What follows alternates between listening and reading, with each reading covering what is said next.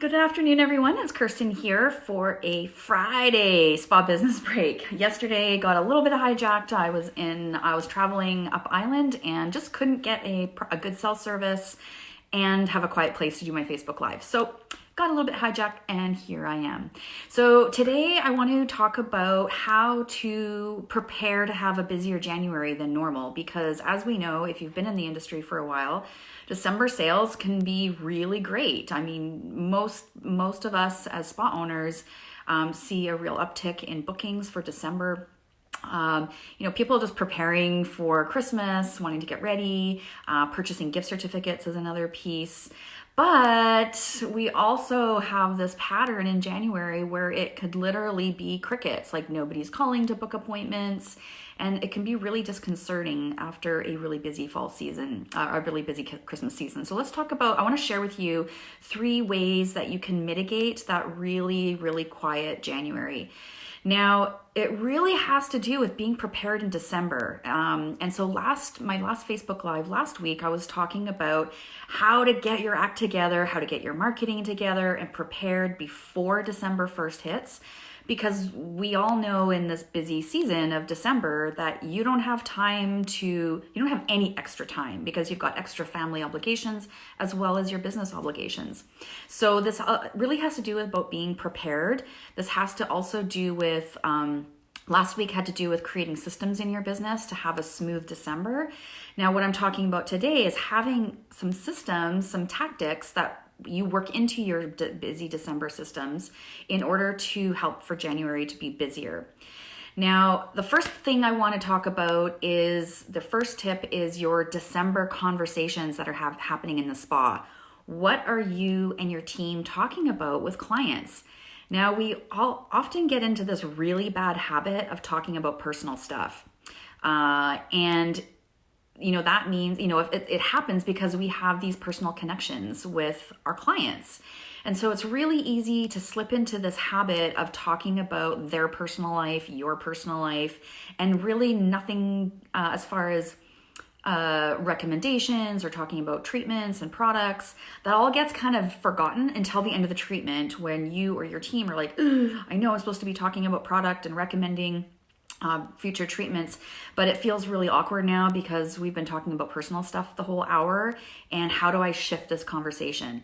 All right, I'm gonna do yourself a huge favor and start paying attention to what you're talking about in the treatment room, because I have always applied the 80-20 conversation principle to my business and training when I had my team. And that was that 80% of your conversations happening in the treatment room or even outside of the treatment room, if you are out front talking with your clients, 80% of it should be about about spa, whether and how it relates to that client. So that's talking about how their last treatment went. If they're a new client, you want to hear all about their previous treatments that they've had. That means, of course, going through the consultation forms. Like, there should be lots to talk about with your clients, especially if they're new, and to be able to keep that conversation on spa stuff. Because as soon as we shift out of spa conversations and into personal, it's a slippery slope and it's really hard to claw that back. So my first tactic to make sure that you have a busier January than you ever have before is to be mindful of your December conversations. Don't just slip into the habit of talking about personal stuff. Now, if you need help coming up with ideas, because of course, if you've been talking primarily 80% personal stuff and 20% spa stuff, then it's going to be very difficult to kind of switch that around. But I would recommend that definitely you start doing that. So maybe that just looks like a 40-60 split. So 40% of the time you're talking about spa and how it relates to the client, and 60% personal. And then maybe the following month in January, you take it down to flipping it around the other way.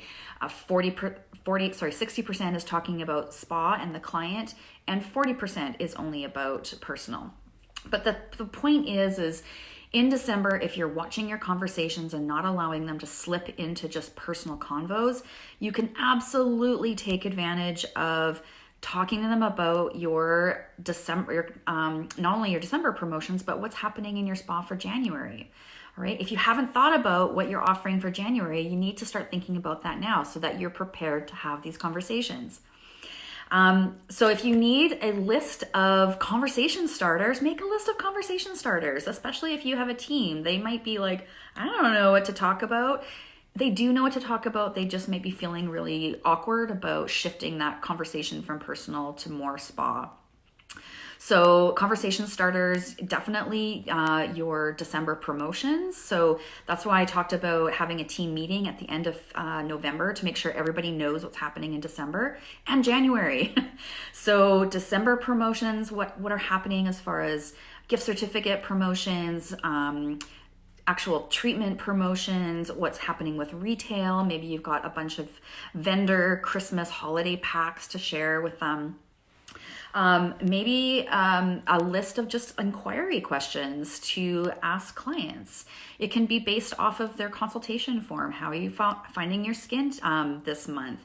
Have there been any changes? And of course, sometimes our clients that are regular clients, we're like, oh no, everything's fine. Start digging around for other things to ask them about with their skin. Are you noticing this? Have you experienced that? Because they just might need some support and help to identify if things are going on with their skin. And really, as far as inquiry questions, it just really starts with, what do you think about? How do you feel about? And just getting them started talking about those spa-specific topics. Another way to create inquiry questions or just, questions to stay on spa topic is what's going on as far as kind of pop culture and the spa aesthetics industry. There's always some sort of wonky, crazy stuff that's coming out. There's always really cool new things that are coming out and are quite public. So bring up those conversations in your spa treatments so that you're not defaulting to personal stuff.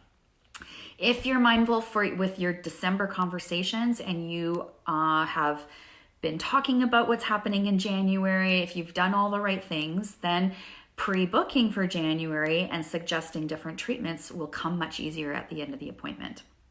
All right, the second tip I want to give you for having a busier January is to, and I mentioned this last week, but I really want to highlight this today, is to offer a bounce back coupon to your December clients.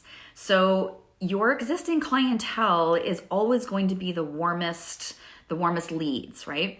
They already know, like, and trust you. So if they're coming in for December, why not have a bounce back coupon for January? I would recommend that you have it if you're trying to build up a very specific part of your business. So say you're trying to build up your skincare, then I would focus it on a specific, on facials, that's a bounce back. But essentially, you would create a little, what would look like a little gift certificate or a coupon. And you can do it as easily in making it in Canva. You don't have to know Photoshop or anything like that. Make a little gift certificate that looks like, that would be your bounce back. Print them off and then give them out to all your December clients, all right? You definitely want to have a minimum purchase requirement in there, as well as a date an expiry date on it. So if you find that January and February are slow, you can include that bounce back to be January and February. If it's just January, then just make it for January.